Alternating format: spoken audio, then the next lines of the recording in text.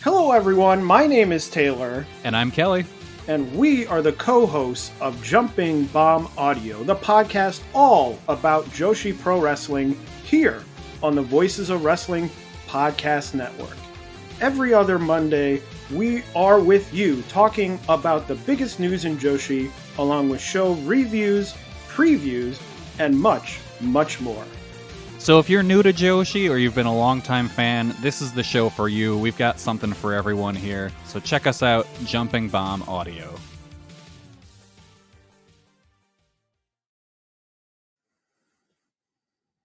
This podcast is a member of the Voices of Wrestling Podcasting Network. Visit voicesofwrestling.com to hear the rest of our great podcasts, as well as show reviews, columns, opinions, and updates across the world of wrestling. Competition starting to get thick, it's the click, so I hope you watch your A game. A made no rain from the track when we unite and spit. This is an A game, better bring your A game. Competition starting to get thick, it's the click, so I hope you watch your A game. A made no rain from the track. Hey now, welcome to the Mike and JD show. Clearly, I'm not Mike Gilbert. I'm JD Oliva, by God, somewhere in there. And Mike has a family thing today, so he is unable to make it. So I called in a reliever. I called in one of the best in the business. I figured this is the best week possible to have our guy on. That is my good friend, Scott E. Wrestling. Thanks, dude, for coming on. Hey, man, I'm happy to be here. I always love coming on here. Obviously, you know, things happen, so I'm here. But thank you for calling me in. My arm's ready to go. Dude, I like having you on because I figure, one, I like talking to you. You're my friend. Two, this turns out to be a pretty big week in women's wrestling. Joshi stuff in particular might be going on. So I figured, hey, man, this might be a good time as any to bring in Scott. But other than that, man, how you doing? What's happening? I'm doing good. It's almost summertime, so like life is better just naturally. I know obviously you're in Illinois, so you know how bad winters are and things like that. And we've had a few cold days still, but I'm just excited. Like I just feel like I'm naturally in a better mood. And wrestling's it's okay right now. You know, if you're an AEW fan, it's great.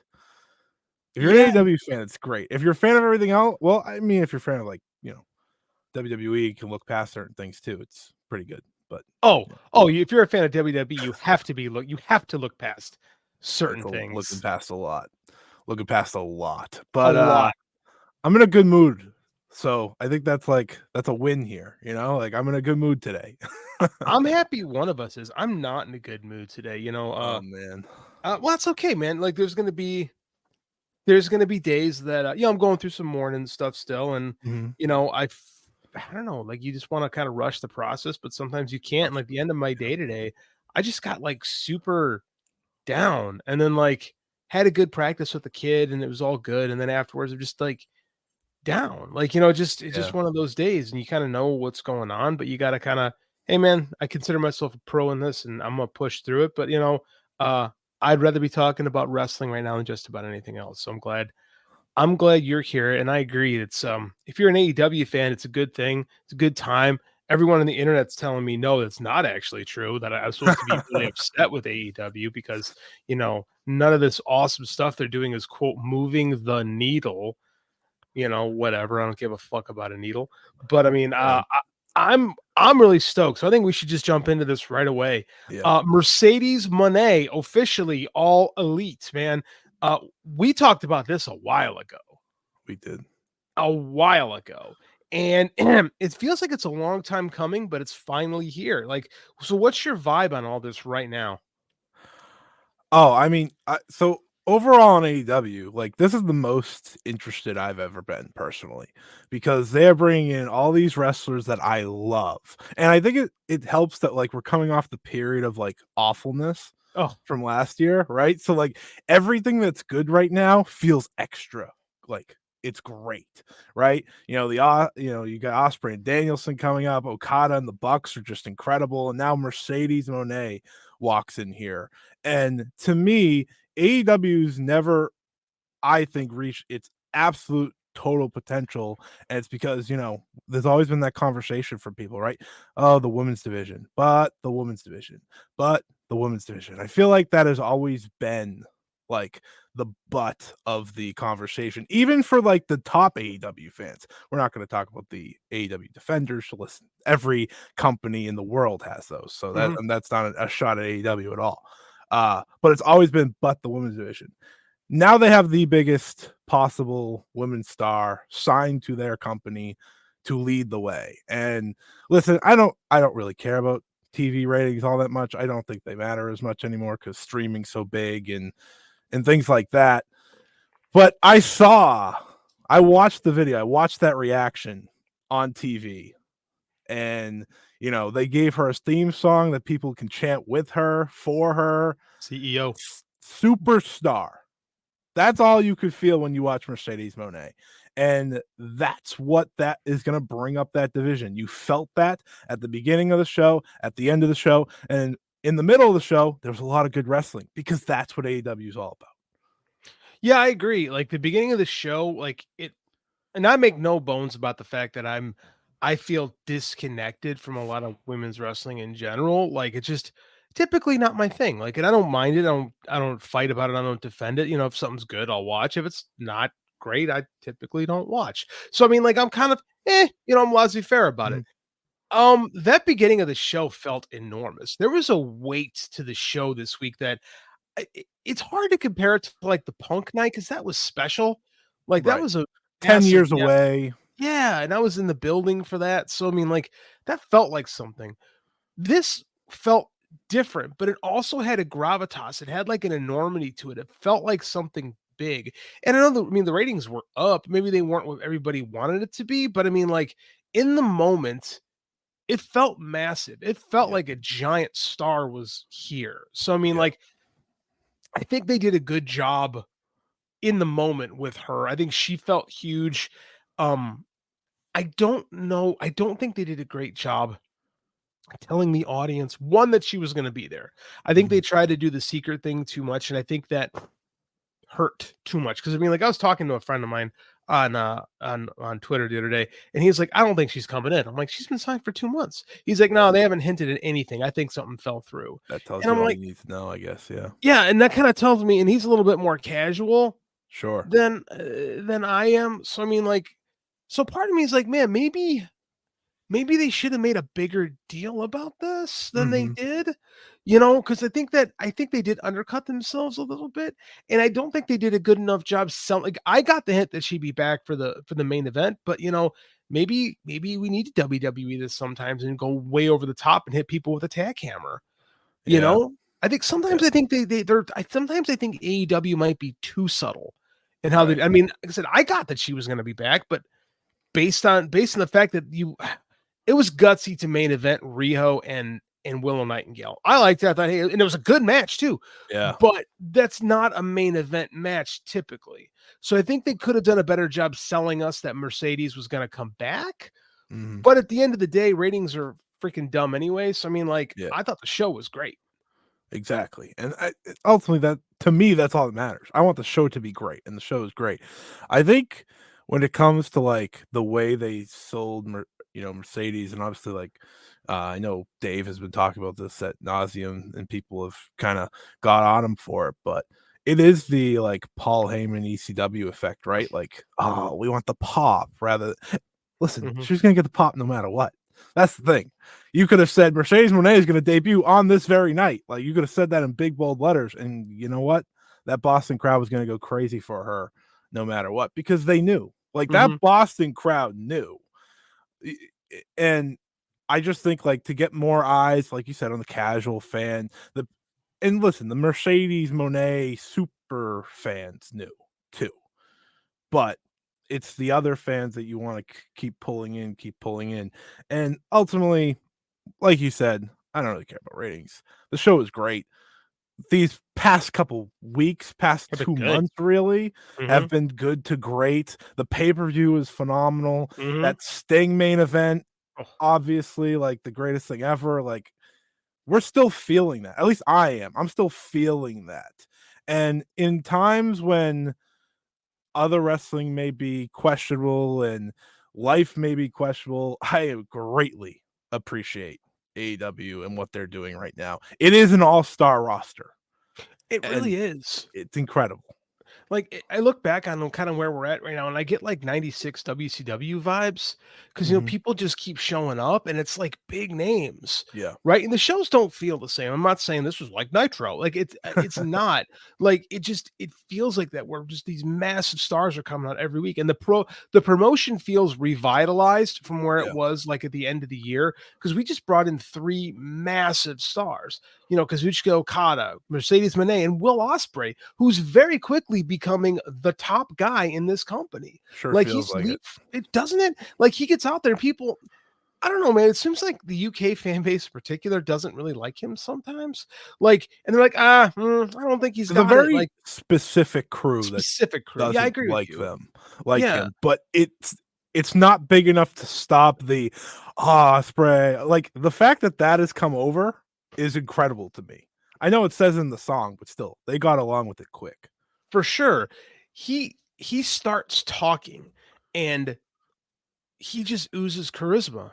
Like he just feels like the guy right now. And this is a company that has needed a top baby face for a long, long time, right? Like MJF tried to be that guy, and it was like half the audience was fighting with it.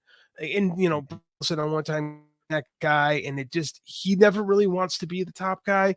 And like there was a time I thought when Adam Cole had his comeback, I thought maybe Adam Cole can be that guy, and it just didn't quite click. Will Ospreay walks out there. He's the best professional wrestler in the world, bar none. And now he's cutting these promos and he's coming off cool. He's coming off likable. And there's just something about him that's different and it's new. And it's really working for me right now. I think that promo last night kind of ended any concern people may have had with him coming over to US wrestling television because it's so different from the New Japan feeling, right? We've seen him cut great promos. He's not always been consistent on promos. That is not his like that is not how he makes his money. He makes his money by going out there and putting on great professional wrestling matches. But that promo last night, I was just like, oh man, this is their guy. Like the way he cut it, the enthusiasm, the authenticity, everything he said you believed. And that is what you need from a babyface. Him going against Danielson in his first like true program. I know he's had programs in AEW, but this is the first one he's on TV every single week building it up. That is one Danielson saying, "Hey, I want that." You're going to give Tony Khan probably was like, "Oh, okay, here you go. The best 2 wrestlers in the world. Yeah, I'll put that on my show." And it's just a way to get him all the more over. I think you're absolutely right. By the time we're at All In, he is the bona fide number 1 babyface. 100%, especially when he gets out in the UK because again, he had few any Dynamite experience last year, and he was massive in Wembley, massive. This year, with all that extra momentum behind him, I just can't see him not being like the face of this company, 6 months from now. I really can't. Like, I think they're really building something special with Ospreay. I truly, truly do. And on the flip side of it, Kazuchika Okada was a guy who would pop up and people would like love him and adore him for the longest time, right? Now he's here and he's embracing my favorite Okada, the absolute dickhead Okada. Like this is just like he's so, and people forget how good he is at being a prick. Like we got a little bit of it last year with the Kaito Kiyomiya stuff, and now we're just going full war this. And they put him against Eddie Kingston, like the most beloved wrestler in the company. Like I think that this new revitalized Okada is just a great get for this company, and they did something different that I don't think a lot of people would have thought to do with Okada right away, making him like one of the top heels in the company right out the get-go. So again, this is what I'm talking about. Everything just feels new, even with guys that have kind of been around before. But again, there's new blood, there's just new life on this show. And I think it just makes for better viewing because Dynamites were hard to get through from about late September till about the end of the year. Yeah. Dynamite was not a fun show to watch. that World's End show had me like questioning if I liked wrestling. I And didn't get Samoa it. Joe won the title. I was happy about that, but I was like, oh, this is not AEW. We had a wrestling meet that night, and I just didn't get it. And I was reading, I'm like, I was thinking about getting the replay. I'm like, I just don't think I care. Like, and it was nice that Joe won. I caught the clips on YouTube, but I never went back and watched the show, and I have zero qualm about it. But then, as always, they come out with Revolution, and there's never been a bad Revolution show. It was fantastic. It's their signature show. I think we just have to like. I'm not gonna say it's their WrestleMania because listen, that's all in technically, right? I think like, it's their SummerSlam. I think you're absolutely right. And what we can say with these 3 signings, right? Okada, Ospreay, is Mercedes, is that they've gotten the new face, the new top baby face of their men's division, the new top heel of their men's division, and the 2 new top women's face of, their company, right? Like, I think that's very important, but also just incredible that you've had 3 people come in, make such a big impact so quickly. All the while, you have the likes of a Kenny Omega not participating right now, right? And you still have all these other stars. Like, we haven't said a word about Swerve, and he's unbelievably over, right? It's like they're pressing all the right buttons right now after pressing what I thought was all the wrong buttons last year towards the end of the year. So I appreciate it. And we didn't mention Hangman Page, who's going through his 97 Bret Hart era right now. Yes. Like, we had this awesome double turn, kind of a double turn. It'd been building, much like Austin Hart. Like, it had been building for a while, but now it's official. Like, where Swerve is a beloved baby face, and Hangman, like, he's out there really trying to be a dastardly heel at this point. And we've got this world champion that's, I guess you'd call him a tweener, because he's not quite a baby, because people love him, but he's not like a baby face, and he's not really a heel. He doesn't, like, he's kind of a dick, but he's just Joe. Like, he's just a badass. Yeah, this is just Joe. This is what Joe is. And what I've liked about AEW from Jump is that you don't have to necessarily fit into this baby face heel lock. Like, I do like when we have some shades of gray. I do like the idea. Like Japan. That's just what I was going to say. Like, I think that's what makes Japan really cool is that, you can have 2 quote unquote baby faces have a blood feud with each other, and people just respect them for who they are. And like, what I really like about what's going on right now, and it's funny. I put something on my Facebook page today because I said, I said a couple months ago, I went semi-viral on Twitter for going on to like a ridiculous tirade about, media hypocrisy. And I was talking about wrestling media, and I got like 10,000 likes and 100 retweets. And then I say on Twitter, hey, don't be afraid to tell the people in your life that you love them. I got 3 likes for that. So I'm like, this freaking platform is just poison. But like I was trying to say is, like, I was circling around to this. Old cheese boy, old Alfred, was like, oh, they couldn't come up with any kind of a storyline for Ospreay and Danielson. Can't Ospreay kick his dog or try to flirt with Brie Bella? And I'm like, God damn it, dude. No, that's not what the AEW fan base wants. So like, oh, all they can do is who's the best wrestler? Yes. Yeah. Yes. That's exactly what I want to see. I do this with Mike on time. I'll do it with you. I've never done this with you before. A story, right? And I'm going to get literary here for you for a moment. A story. This is Robert McKee's definition of a story. You have a protagonist. You have a main character who has a goal. Something is standing in the way of him achieving his goal. When he reaches the goal, whether success or failure, he is changed. That is the literal definition of a story. And professional wrestling is the easiest vehicle with which to tell this story. Mike Gilbert, glad to see you're back. Cheese boy, you know me.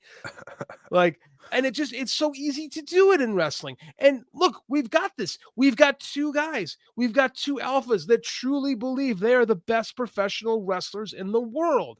And they are going to prove it. I don't need Will Ospreay kicking his dog. I don't need Brie Bella or Brie Garcia to get involved in this. I just want these 2 guys that want to beat each other up. That's all I need. That's all I want. And again, I'm the guy who has the freaking media degree. I'm the guy who writes the books. I just want wrestling to be wrestling. Is that such a bad thing? No, it's actually the best thing, I'd argue. To me, like, like the reason I love wrestling, and oftentimes my favorite wrestling has come from Japanese promotions, but AEW is capturing that so much, right? Some of the best and most storied rivalries of the past decade are Okada and Omega. There was no heel and babyface in that. The story was who's the best, Mhm. right? The the final boss Okada versus Kenny Omega. You have, obviously Okada and Tanahashi. You have Osprey and Omega just this past year, right? You have Zack Sabre Jr. and Bryan Danielson. Like these matches are the matches that get talked about the most because it's not about story, it's about being the best. And sometimes that is the best story. It is a story, as much as these people don't want to admit it. It's a story. And when you have it as Bryan Danielson versus Will Ospreay, I don't want anything else but who's the best. It doesn't need anything. It doesn't need the bells and whistles. It doesn't need the accoutrement. It just needs to be professional wrestling. And again, if WWE needs to be that's and they've always been that company that does that kind of stuff because they don't lean into the athletic aspect of wrestling. They never have. It's the company DNA. I think what really hurt AEW in 2023 was them trying to emulate that WWE style of storytelling. And it isolated a lot of fans of that product, myself included. Like I had a real hard time getting back into AEW at the beginning of this year because I had fallen so far out of favor with it. Like I'm watching every week because I have the show, but I'm playing with my phone. I'm disengaged for the most part. Right. For a lot of it, it was real hard for me to get involved. And it took a lot of poking and prodding to kind of get me back into it. Right. And now I'm back. I'm ready. I don't want them. I watch AEW because I don't like WWE. I used to watch New Japan because I don't like WWE. I don't like the way they tell their stories. Not crazy about the way New Japan's doing it right now either. But I don't like I want for the longest time, I wanted an American promotion that was just different. And we get that. And I know they're on the right path because every time someone says something good about them, 1,000 Roman Reigns AVIs on Twitter have to talk about how it's not working. Yeah. Right. It's like, yes, now I know that it works because you don't like it. Yep. That's how I know it's a success. That's when you know they are the different promotion now. It's what they were originally. It's what they were in 2021, which many people consider their heyday at in their first few years, and now it's exactly what they are again right now. And you really see it how much people hate the idea of AEW from the WWE side when Mercedes walked in the door last night. Like it gets nasty when that woman is involved, which is crazy to me. And it's ultimately because she picked them over WWE. That's just where it is. Osprey did too. Okada too. And then they start to talk down these wrestlers, right? They're like, oh, you know what? She's actually not that good. She actually isn't, all that great. We're fine here. And it's like unbelievable. But it's also very believable because if you've been a wrestling fan for more than a year, you know how this goes. It reminds me, I work in a high school. It reminds me of a very high school mentality from males in particular, where you've got a thing for a girl and she doesn't like you. She likes somebody else. And I'm going to use vernacular here. Your attitude is, well, fuck that bitch. She ugly. Like it's that whole mentality where you feel slighted. You feel like you've been done wrong. So your instinct is to lash back at them. No, it's their problem. Right. And that's kind of what, and it's weird that people do this with wrestling. It's weird when they do it for themselves, but it's super weird when fans do this for wrestling companies. Like I see this, like Dave's a saint. Like I've often joked that when I die and go to hell, I'm going to be stuck in Dave Meltzer's Twitter mentions for the rest of eternity. Like that's what it is. Like he's got so many people. You just so biased against AEW. I'm like, do you read or listen to a word this man writes? But the Eric Bischoffs of the world have convinced them of this. And then I read these things and like just today I say I'm gonna be better, but I'm not better. I'm a shallow person. I'm like, did you like I retweeted someone. I'm like, did you know WWE fans are the most persecuted fans in the world? How do these people get through the day? Like it's just I'm astounded how slight these people are. They cheer. It's like people who cheer the Yankees, right? Mhm. It's like you support the strongest product out there, and you act like the world is against you all the time. It's such a mind-boggling state of affairs that just Yeah. I have a hard time processing it. Yeah, I think the Yankees comparison's very good. I'm from Boston area, so So that works. Yeah. I'm definitely gonna agree with you. But it is that like mentality of like us versus everyone, Mhm. and it's just so lame. It's like Oh God, yeah. how are you a wrestling fan if like you just sit there the whole time and like you're just angry about everything. Like I don't get it. Why are you a fan? Like I hated not enjoying AEW at the end of last year. I Oh, know me you did too. too. I Oh, listened to this show.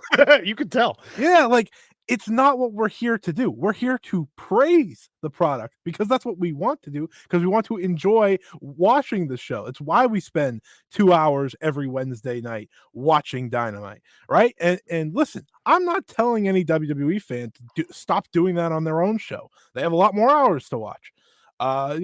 Take your time and you have The Rock and all this stuff. If you can look past what's happening, go ahead. More power to you. But like I'm not here to like I'm not one that's gonna be like, oh, you're a WWE fan.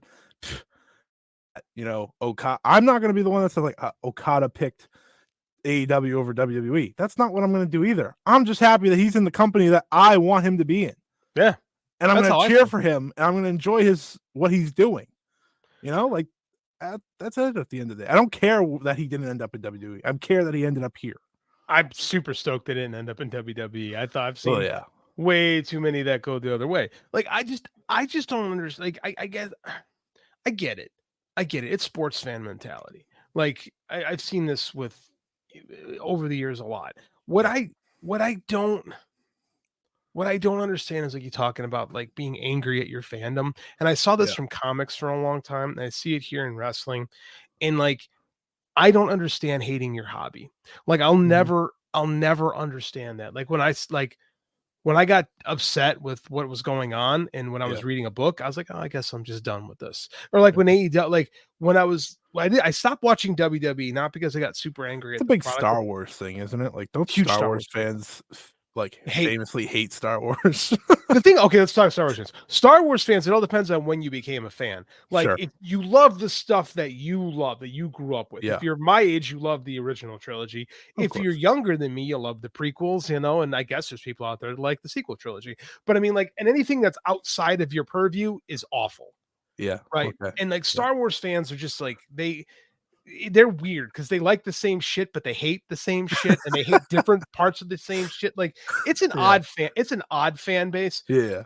Like wrestling fans, like comic fans and wrestling fans are very similar. Like where they'll just keep watching the thing that they hate.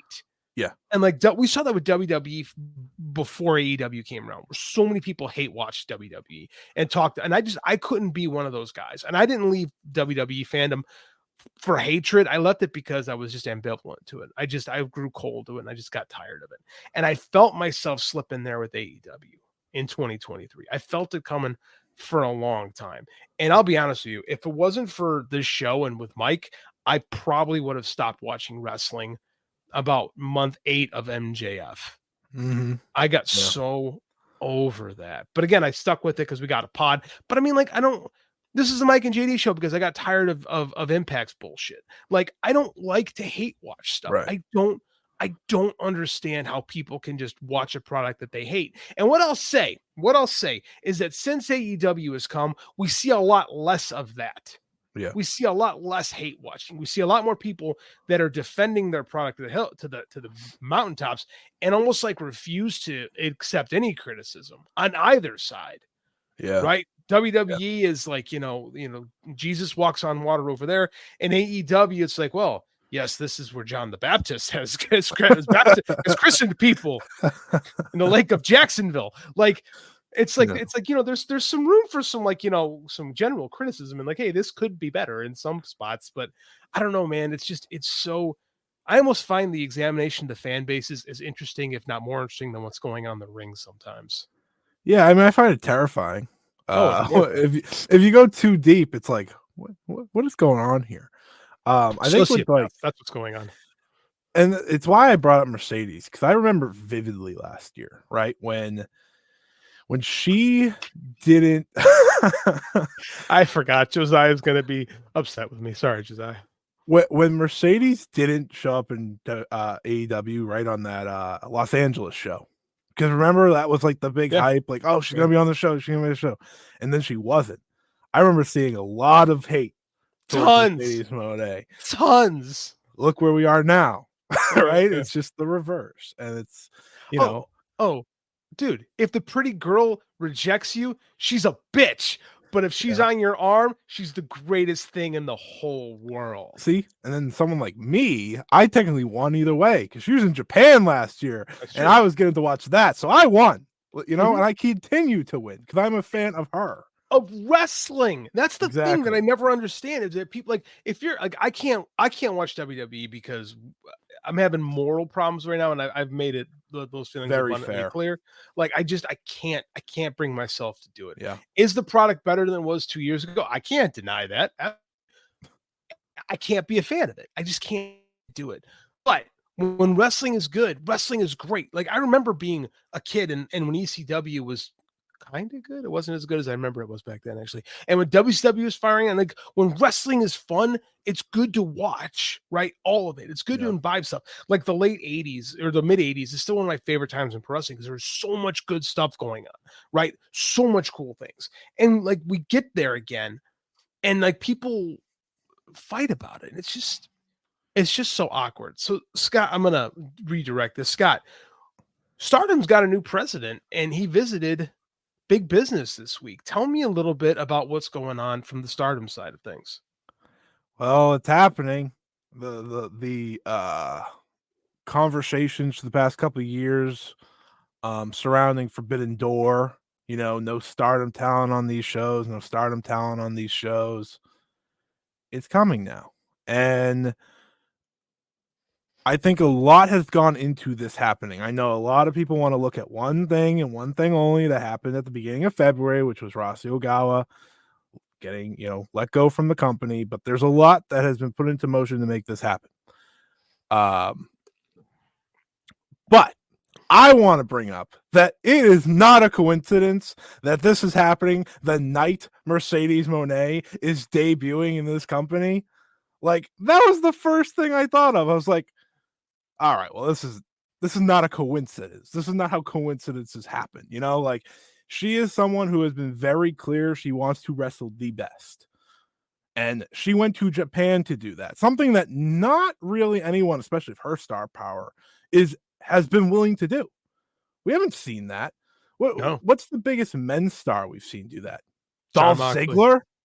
Oh, Jon Moxley, that's right. That's very fair. I forgot he did the G1, and that was great. Okay, besides so it's Just Jon that Moxley guy. and It's just him. That's it. Yeah. That's it. Right? And I think that says it all. Like, this is a big thing. And in terms of women's wrestling, New Japan, at least when Moxley went there, was still pretty popular, I'd sure. say. Mhm. You know, like 2019 was still their hot phase. Stardom's very popular in Japan, and it's popular amongst like very, you know, compared to New Japan when Moxley went, very small. Very small. But she went there and she wrestled on their shows and she did all that, right? And she was going to do more, but you know, she got hurt. That meant there was like so much untapped potential, and this was inevitably going to happen. Stardom AEW. I've said it. I continue to say it. Last year didn't work out. The year before that didn't work out. Last year was the first year I think we had a real chance of it happening, but they had a pay-per-view booked on that same day. And I've seen people say, well, why didn't they send someone? Because they booked people for their pay-per-view in Japan. That they had to sell. Yeah. That they had to sell that was already booked, right? Like, that is the big thing. And now it makes all the sense. You know, the original president who Harada, who, you know, Dave wrote a lot about in multiple, he did it in the newsletter and then a separate post when Rossi was let go. He's gone, and he was a big reason for a lot of problems.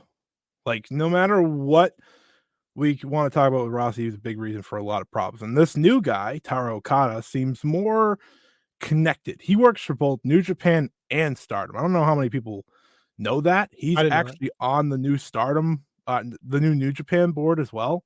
He's one of the people under Tanahashi, I believe. So there is actual synergy there for the first time ever. And I don't know if people know that. But it's finally happening. It's exciting. You know, it should be exciting to a lot of people. I know a lot of AEW fans are like, oh man, Joshi fans are gonna hate this. And there are gonna be some that hate this. Just like there's, AEW, the New Japan fans hated when AEW started work. It's just natural. But it was always going to happen, and now it is. My question to you though is like, is it too little too late? Like, I know Rossi's gone, and like I know there's gonna be talent that's loyal to him. I think Julie has already said that she goes where he goes. Like, is this too little too late for it to make a difference? I'm gonna say yes and no. Go ahead. And there's a reason for this. Yes, because it should have already happened. It should have happened at the last Forbidden Door. It should have happened when Julia was signed to this company, because ultimately the reality is she was the biggest star, right? She was the one that made the most sense to appear on AEW television. And we've heard the rumors through the past couple months that Tony Khan's not all that interested in her, AEW's not interested in her, so on and so forth. Whatever. But the reason I'm going to say no is because Forbidden Door is going to need Stardom. Now, like New Japan doesn't have Okada. New Japan doesn't have Ospreay. New Japan's top star right now isn't all that interested in working the U.S. all that much. Tetsuya Naito's not clamoring to come to the U.S. And after that, who are you excited to see in New Japan? Oh, nobody actually. Yeah, exactly. That's my point. So if you're gonna keep running Forbidden Door, you need more involvement. There you go. I think that does it all right there. I'd probably say Shingo, truthfully, because I love Shingo. Yeah, he's never done anything at the Forbidden Doors, but like that's my point. There's no natural answer. So Forbidden Door needs Stardom. Forbidden Door needs CMLL. Forbidden Door needs all this involvement on this one show to try and recapture the importance, and ultimately the Forbidden Door show should be the biggest interpromotional show in professional wrestling. That's how I've always felt about it. So that's why I say no. The reason I say yes is because I think the peak of excitement for a Stardom AEW connection was probably last year. So I guess this year, looking at Forbidden Door, who is the biggest foreign star on that show? Is it Mystico at this point? Oh yeah, it has to be, right? It have to be. Yeah, it's Mystico or Naito. And that's assuming Naito's on it. Maybe, it depends. I mean, who knows? Let's be honest. I got tickets in a couple weeks. I think there's a more than good chance that Naito is not the IWGP champion. I think there's a legit chance that Jon Moxley wins the IWGP title in Chicago. Based on his involvement in AEW right now, I wouldn't be shocked. That's kind of the least we've seen. It's kind of why I'm thinking that. Like, Moxley has never been like less involved in the day-to-day right now, and it feels like a bucket list thing that he could check off, and it feels like the New Japan product is super cold right now. It really is. All that's hot is Naito.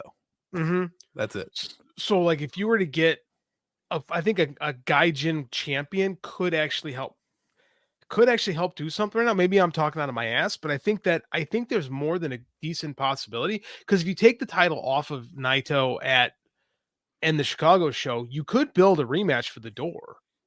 Like, you could. Very like, so I do think there's a decent chance, that Mox is the IWGP World Champion down the line. So I mean, like, I don't know, man. It's time right now where I feel like I don't kind of know where New Japan is going with anything, and a lot of it is because I'm just, honest to God, not interested in a lot of things. Like, aren't we in the middle of the New Japan Cup right now? And I don't hear anybody talking about it. Yeah, because there's just so little interest, if any. It's like there's none. I think you have a very good idea. I think Well, thank you. Moxley taking it for a short run and losing it back at Dominion is a win-win. Because obviously Naito is the biggest star in Japan. I'm not gonna say New Japan. He's the biggest star in Japan, and For sure. he's been that for years. Mm-hmm. But him overcoming the invading guy who's never like Moxley has been pinned like once in New Japan. Mm-hmm. Like that's big. And if he's willing to go there, have maybe one defense between now, and he could defend at Dominion, because I think Dominion's before Forbidden Door, if my math is checking off. Yeah, it is, because it's the 9th usually. And then he goes to Forbidden Door, and you can defend it against Naito. That means you have a big main event for that show that people will be willing to see, because the last time people saw it, Jon Moxley took the title. I think it's a great idea, and I like your idea. And it's something that at least makes some interest in New Japan when they really need it. Well, actually, in the Chicago show it's moving tickets in Chicago. Like there are tickets being sold. There is interest in this show, much bigger than a typical New Japan in America show. Here's how I know my idea is good. John Muse has just sent the message that I've been on the IWGP title win for Mox since the announcement of Naito versus Moxley. If John Muse says it, I know it's a good one. He also says you could retain at Dominion and then defend at the door. Yeah. I think that's there too. I also think the Naito character tends to work better when he's got a little bit of his chip on his shoulder, when he's like the underdog who's constantly being screwed over by the man. That's what made Naito work, is when Okada was the golden boy and Naito is just kind of like the other guy, kind of, like he has the leisure suit, but he's kind of grubby, but there's just something like kind of dirty and lovable about Naito. Like he's just like, he's really the man of the people type of character. Yeah. And I think that kind of a character can only work on top for so long without needing a little refresh or something to overcome. Like we talk about that hero struggle, right? The hero journey. You need to overcome something like, an invading Gaijin who's stolen your title. It would be good one. And it's been a while since we've had a true outsider with the IWGP title. Like even, look back on the Gaijin that have had it, Kenny and AJ and Ospreay.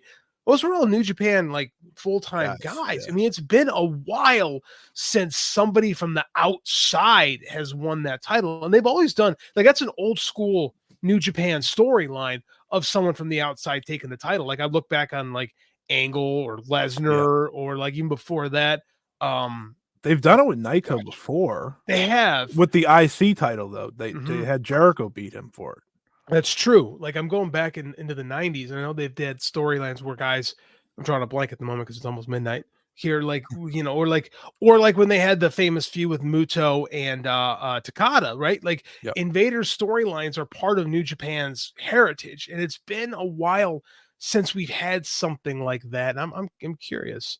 King of the North here to make sure JD hasn't lost his mind and Scott kept his sanity. No, I've been good, man. I've been I'm on a down cycle today, so I haven't gone nuts on anybody, but I appreciate your concern. I like it every week.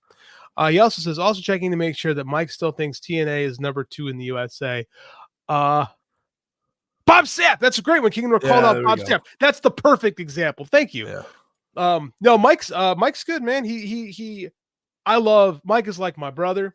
I love the man dearly. But even he is aware that TNA is not the number 2 promotion in America at the moment. Yeah. So appreciate you. Mike says $1.99. That's the best. To go with your idea, now that you've said it, and I've sat here and thought about it. Please. Moxley wins at Windy City. Mm-hmm. He goes to Dominion, defends against Shota Umino. That helps make Shota Umino, because that is the story of Shota Umino, is that man. And then, he can lose in a valiant. Mike says TNA will be the number 2 company when Julia signs there. I love this. I love the spirit. I still get he still tags me in certain things like Julia's going to TNA, and I just Gets me every time. Mike is the greatest Twitter troll of all time, and I adore him for it. He's so good at it. It comes so natural to him. It's an impressive trait. I will give you Oh, that. Mike. it's like I can't second do it. nature. No, Yeah. I can't. I'm like, Mike and I have such different Twitter personas. Like Mike just like trolls and just throws it out there and is perfectly willing to leave it alone. And I will beat my point to freaking death until I have subdued and submitted my opponent. Like Mike had it's the just, greatest tweet ever, like last week or something, when Sean Spears or who I don't remember who it was, but he's like, "Take that, Tony," and like everyone was freaking out, taking him serious. we were talking about that last week. I cannot remember who it was either. I'm sure Mike will tell us in the chat at some point. But yeah, he just total troll move, and people just fucking buy right into it. Oh my King of the North also says JD had the sex trafficking defenders attack him. I did actually. I did. I had a bunch of sex trafficking defenders telling me that if people there got, I actually had a guy tell me that you just want the company to close down and you want hundreds of people to lose their jobs. And I part of me went, well, Philip Morris is evil, and I wouldn't mind if they closed down. But I mean, like, I'm like, no, I don't. I just want the people who knew. I just want the people who knew to have to pay some type of retribution in the world. But like, it has to be a battle of absolutes, and it just drives me nuts. Yeah, he did do eat shit, Tony Khan or something. Mike, I can't remember who it was though. JD and a different guy than Mike tonight. How you doing, fellas? This is Scott E Wrestling, David Hadley. This is like one of the greatest Joshi talkers. I don't know, minds, like prognosticators. I don't know how to I actually liked being a different guy from Mike. I think that's actually a great nickname. I think it should be your Twitter. Next time I'm on this show, I'm changing my little thing to a different guy than Mike. Yeah. Scotty's great, man. That's why he's on the show, and I got my chance to ask somebody. You were praising my idea again and expanding on it. Please continue, sir. Yeah. So you do the Shota Umino match, right? Because all these people are talking about like, oh, they don't have stars. They haven't raised anyone up. Okay, well, Shota Umino can lose to Jon Moxley in a valiant effort against his mentor of sorts, right? Have this tremendous match in the second biggest show of their year. And then you set up the Naito rematch at Forbidden Door. Easy. Done. And that's such a New Japan story too, because it's New Japan, with the exception of Okada. New Japan is not a company where you just walk in and you become a guy immediately. Like they make you earn, they make you build. For Shooter, that would be a great beat in his story. Yeah. That is storytelling in wrestling. God damn it. Like you don't have to kick someone's dog. You can fight your mentor. I recommend never kicking someone's dog personally. Especially Bryan Danielson. He might fuck you up if you kicked his dog, quite frankly. That's true. Or like fine you, because he would. Yeah. Yes, he would probably fine you. Gene Blast putting Moxley down for the belt. That'd be good, man. Hey, if they had an Umino or Tsuji beat Moxley for the belt, you know what? That'd do pretty well for them too. Honest to God, that would actually, for one of the young guys to do that, because we've been for about a year now, we've been talking about how New Japan has to actually like pull the trigger on one of these musketeers, right? You tell then you're gonna wind up in a pillar. So it has to be one of those two, by the way. I agree with you wholeheartedly. The two, not so much. Yeah. Like you got to pull the trigger at some point, and having them beat Jon Moxley, a guy who has been pretty well protected in this company, a guy who is an international star, immediately says this is a dude. Like when Okada beat Tanahashi, kind of out of nowhere, everybody went, "Holy shit, Okada's the champ!" Like, I think it'd be a good move, man. I really think it'd be a good move. The Bucks tried that already, JD. I don't know what that's in reference to. I made a joke and I can't remember which one it was. You have to explain King of the North. David Hadley, do you foresee the new Elite versus Chaos being at Forbidden Door? Oh, that'd be kind of cool, actually. So it'd be like Goto, Yoshihashi, and Ishii? Sure. I mean, that'd be a good match. Yeah, but I gotta be honest with you. I think I want to see something bigger from those three at Forbidden Door. What that is at this point, I don't know. Honest to God, give me like Mystico, Volador, and like Mascara Dorada. Give me that for those three guys at Forbidden Door. Wouldn't that be awesome after I just said that? Yeah, it would be awesome. How do I get how do I get a Mystico Forbidden Door main event? Oh shit! Speak that into existence. I want to talk about a guy that doesn't lose, by the way. Yeah, I was like, do you want Mystico in the main event of Forbidden Door? You know, I love Mystico, so yes. I mean, like, it would be very hard to book around that situation. You know, what would be? I do want to see that actually. I do want to see Mystico that. versus Will Ospreay. Oh shit! I mean, you can't have it. The match would be awesome. It would be like you'd have to do the schmozziest lucha finish ever to get out of that. But like the 25-30 minutes before the shitty ending would be amazing. Our buddy Io says, Naito says he wants to make sure Okada regrets taking that AEW deal. Well, good luck with that. Naito is just 2 being billion yen. Why? Yeah, He won't. Naito is just being Naito. He's being the company guy, good soldier. He knows, they all know how much Okada's getting paid. King of the North, imagine current Okada ripping off luchadors masks. Fucking A, would that be awesome? It'd be fucking awesome. God, let's speak this into reality. Current Okada is, like you said, what we saw at the beginning of last year. Yeah. Mixed with his original Rainmaker personality, and it's just perfect. It is. It's an I love that it's an evolution of it. He's not just going back and playing the hits. Like he's actually like creating a new version of the character. I really like last night where he made Marvez sing Happy Birthday. Like his English isn't great, but it was just good enough to make that really work. And you saw the look of disdain and bulliness on him. Like it was great. He's been in this company for 2 weeks and it's been freaking awesome. Like everything he's done, because he's an amazing professional wrestler who has a remarkably expressive face. People never talk about Okada's facial expressions enough. Like the man does such an amazing job just telling a story with his face. Like it is absolutely incredible. I can't wait to see. And again, what I like about this is challenging him. This is why he came here. He's doing something new. Like he's not just playing the hits. Let's be honest. What's the last really interesting thing Okada's done in New Japan? Remember long pants era Okada, who's like, I think I lost it. Yeah. I think I've lost. I think I suck now. It's the Kaito thing, and then that great, right? Yeah. And the Kaito thing's a little different because it's not just New Japan. Yeah, I mean, the Okada thing where the whole presentation, right? It's the entrance too. It's him walking in with the Cody elevator after they bring the coin out and flip it. It's like the most over the top, like, are you kidding me? But it's so good. And that's when wrestling's at its best. Yes. Over the top and stupid, but that's what makes it awesome at the same time. I've just loved everything about the Kazuchika Okada presentation since he's gotten here. I think this putting him in the Elite is just a great idea. Like, excuse me, the Elite had lost its luster for a long time. The best of 7 thing from a year or so ago was really fun, but this is like, it's a breath of fresh air. It's a new coat of tires. It's fresh paint. You know, it's all that cliches you want to throw on there. And it's working really, really well right now. I'm very happy with it. Where it goes, I'm not sure, but I think we're going to get that Continental belt on top of Okada.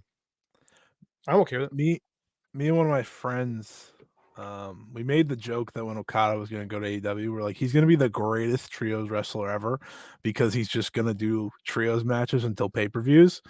And we're right. Isn't that been pretty good? But isn't that New Japan booking in between? Like, yes, that's you the just point. do tags. Yeah, exactly. Yeah, it's perfect. You but just the do tags tags. You have to. It feels like the tags are extra good. Like that. Did you watch the Collision one? I did. Where he just did the whole match and the Bucks were watching and he beat the shit out of everybody.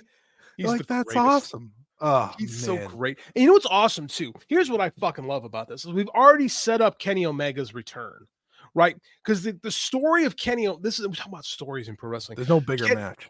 Oh no, the story of Kenny Omega was he's this wrestler who comes to Japan to find himself, and he does, and he reinvents himself and becomes a man that he really isn't as the cleaner, and he gets really good, but no matter how good he is, he just can't beat Okada. No. And it becomes like this Ahab-like obsession until he finally does, and then it's time for him to go, right? And now the shoe is on the other foot, right? Now Okada's here. And now Kenny's on the comeback. And can this version of Kenny, can he finally truly beat Okada. Like it's so easy. It's so damn easy. Again, I don't need a dog to get kicked. I don't need someone's girlfriend involved. I just need this. Yeah. When you can work off history like this, and obviously it is reaching to a certain part of your audience, because not everyone has seen the Omega Okada thing. Hey, you know what? I don't care. Go and watch the matches. They're pretty good. Here's what you can do though. Now here's what I think that AEW doesn't do enough, and I think they're actually the best at this. They do video packages better than WWE does. They can educate the audience. All you gotta do is have Kenny sit down and tell that story, and you have access to the footage. You can show that 60-minute class. You can show those Wrestle Kingdoms. You can show all of it. You can show Kenny losing, and then you just show him finally winning and coming to AEW, because that was the story, right? Yeah. And then you just tell us it in 3 minutes, and everybody's going to go, oh, okay, I get it. That's what WWE does every freaking pay-per-view. They spend 20 minutes with these big-ass elaborate packages. Do it in 3, and you'll have that story, and everybody who didn't see it will get it, and they'll be on freaking board. But again, you should watch it. I can't stress. Oh yeah, 100%. No, I'm not telling you don't watch it. It's the best. It's the best series of matches in professional wrestling in the new century, if not history. 4 matches, all the stars, if those matter to you.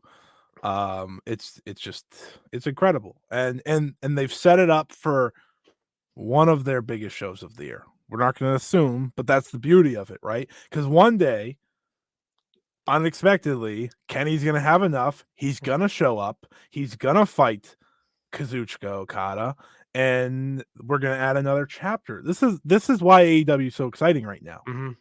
God, I hope it's Wembley. I mean, Wembley. I just hope it's. I hope it. Diverticulitis is a tricky thing. So I mean, you just got to be patient a little bit. But someday, man, Okada's gonna be a real prick, and we're gonna hear Battle Cry. And the crowd's going to go apeshit, and Kenny's going to walk out there, and it's going to be massive, right? Because you have that history, because Kenny is so synonymous with this promotion now, and you're letting Okada, they're truly building Okada, right? This trio shit, it's trios, but it's all Okada. These are handicap matches, essentially, right? Matt and Nick are just, having fun, and Okada's like, they're getting bumping over him. Yeah, they're bumping because they're the best bump. They're so good at bumping and feeding. They're great at it. But like Okada's out there really educating the American fan base as to what he is about and what he is about in this incarnation. And goddamn if it's not firing on all cylinders. People like to say that, like saying like he's him. That is literally Okada. Like every time he steps in the ring, he is the guy that like everyone has heard about.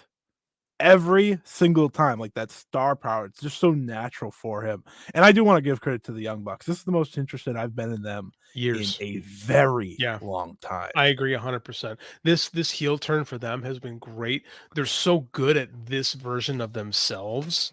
Like, and they've needed a refresh for quite some time too. So I mean, like I'm happy right now with how everything's going. And eventually we're gonna get another Ospreay Okada match, and their dynamic is completely different in this company than it was in New Japan. So when we see them wrestle again, it's going to be brand new. It's going to be pretty much biggest baby face versus biggest heel by then. I would not be surprised at all. That's how this is working. I mean, Swerve is very interesting in all this because we're talking about all these guys. Well, I watched that show yesterday, and Swerve got this incredibly loud pop when he walked down to the ring. Swerve and Ospreay's your big, I think that's the Wembley match. I think that's the Wembley main event. I think Swerve gets that belt off Joe, and I think you build, don't rush it. You build to Swerve versus Ospreay. You notice who we're not talking about that's not needed in this company anymore? Max. I thought that today when I was going to the gym. I thought, if he never came back, I don't think I care.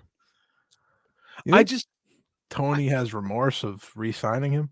No, because I think he'd rather have him. Because I think Tony has remorse about Cody leaving, because Cody is the biggest. I think Cody, as much as we love this, Cody's the biggest star in professional wrestling right now, and that would not have happened. Cody. Oh, I don't see how you can't like Cody. Cody's awesome. That wouldn't have happened if he stayed in AEW. He just kind of, the companies like grew apart, And that happens sometimes. I think a lot of these AEW day oneers, excuse me, who haven't like evolved or have been kind of stuck are in a position now where they got to put up or shut up. Like just the fact that you've been around here doesn't mean anything. Like Sammy Guevara, like you hadn't improved, right? Like there's guys in this company that need to like Jericho. Chris Jericho. Like Chris Jericho is like I can't He argue feels that, forced right he now. does right now. I think he's a guy. I think he needs a break, to be quite honest with you. I think they need to pull back on Jericho a little bit because he doesn't mean anything anymore in this company. And there's so many more interesting people. Like we all want to see Takeshita take another step forward. We all want to see Hobbs take another step forward. This is the most stacked company in the world right now. I think it's deeper than just about anybody ever. Like this is up there, like I said, with Crockett 85. This is up there with WWF in 89. Like the level, like WWF, WWE 2002. Like the level of talent in this company at this moment is ridiculous. And like you have to have that A fucking game to be on. And like these guys who we have wanted to be something might not. Like Jack Perry, I don't care if he ever comes back. I don't. Me either. I mean, we got Nick Wayne. We got Nick Wayne, who's 18 years old and is only going to get better. The main event next week is going to be Adam Copeland and Christian Cage, and I can't fucking wait to see two 50-year-old men beat the shit out of each other in a I Quit match because it's going to be awesome. Yeah. Like that's where we are with this company. It is so freaking loaded. I absolutely agree. And you know, you have that next week. You also have Kingston and Okada next week. They loaded that show up. They really did. Did I miss something? Is there There's a other reason? stuff. I think they had to sell. I think they're trying to sell some seats in Toronto because ticket sales have sucked for a while.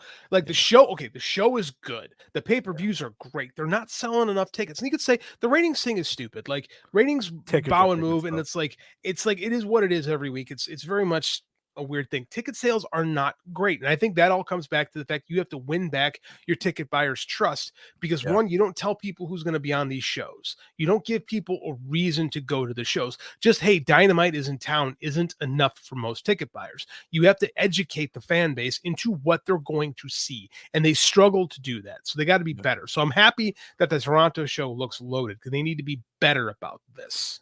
Right. Yeah, And it keeps your booking honest too. Like you have to build your shows. You can't just hotshot shit. They do that too much. They learned the hard way last time they did a Canada tour. Like that was rough. And I'm really hoping with them that when the new TV deal comes around, whenever that is, of course, that this roster's so stacked, right? We're talking about this on and on and on. And I hope that like Collision can somehow be on a different night or just something, because like between Collision and Rampage, it just feels like you have two shows that are just kind of there.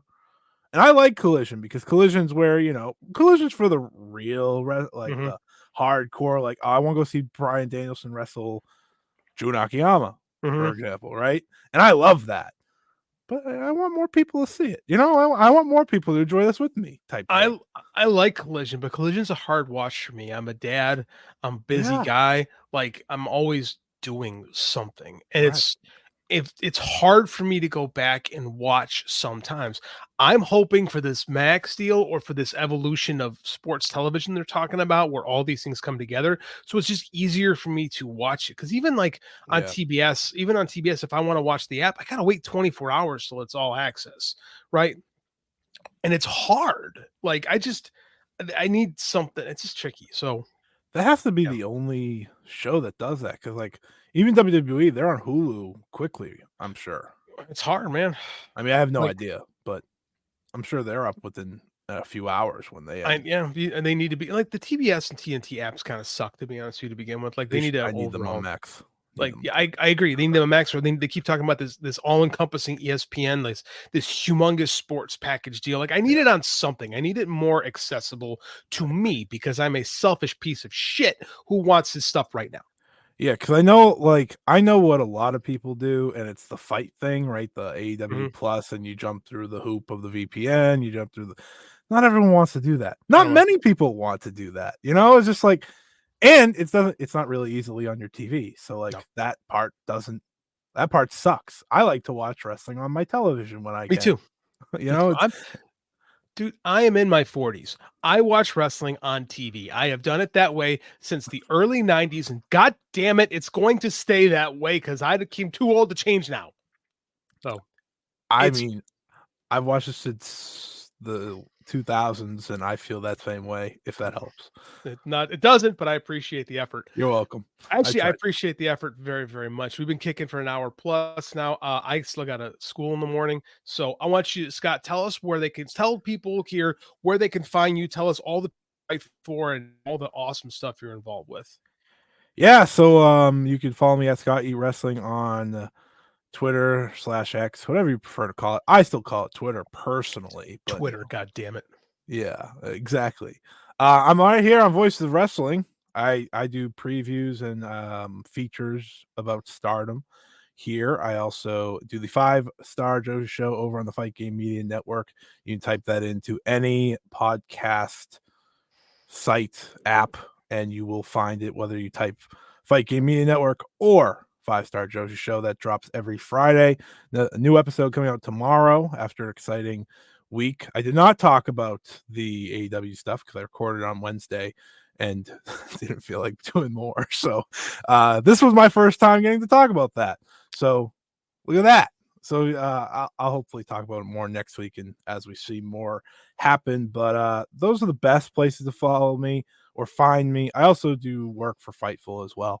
A little bit here, there, and everywhere. It's been a little quiet lately. I've just kind of been like down the dumps about my content, but we push on. We keep going, you know? That's what we do. That's what we do. We're fighters. We keep going. I want to personally, like I said, I've been the last couple of weeks, last month or so has been a struggle, and I can't thank our fan base enough and the people who subscribe to our Patreon. And I especially want to thank my I know he's watching right now, my good buddy Mike. He's at home with his family, and your friends show you the quality of their character when you're going through troubles.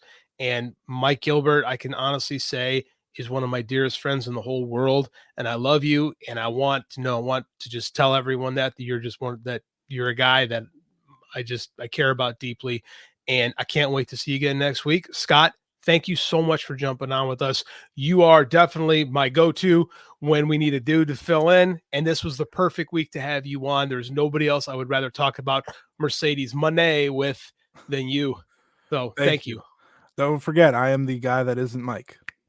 The guy that isn't Mike, not Mike Gilbert. Not Mike Gilbert. So Scott, thank you for having me. I appreciate it, my friend. It has been a pleasure. I assume Mike and I will record an overtime at some point over the weekend. We'll talk about that. I have zero clue what we're going to talk about. We finished the Sting series talking about the Young Bucks with our good buddy Josiah McDonald last week. It was a great Patreon episode. I'm going to record a JD Oliva project. I got some book stuff that I want to talk about. I've been wanting to do all this stuff, but life keeps getting in the way. So I'm going to record some stuff over the weekend. Mike's going to do like 10 different streams over the next 5 days. I'm sure he'll have another Brace for Impact out soon. So keep an eye on the channel. Keep an eye on the Voices Wrestling. Keep an eye on the Mike and JD YouTube channel. Well, other than that, we'll be back next week, guys. And until then, I don't want to do Mike's Mahalo line. I'll just say see you later. Competition starting to get thick, it's the click, so I hope you watch your A game. Amen, no rain from the track when we unite and spit. This is an A game, better bring your A game. Competition starting to get thick, it's the click, so I hope you watch your A game. Music, it's not just part of our daily lives, it's part of our wrestling fandom as well, and it has been for decades. That's where this show comes in. Music of the Mat, the podcast devoted exclusively to the music of pro wrestling, hosted by Andrew Rich. Hey, that's me. Each episode delivers a different topic with a variety of great guests, fun conversations, musical analysis, and of course, a heartfelt pun or two. New episodes drop every other Tuesday on Apple Podcasts, Google Podcasts, Spotify, or your podcast app of choice. Check out Music of the Mat only on the Voices of Wrestling Podcast Network.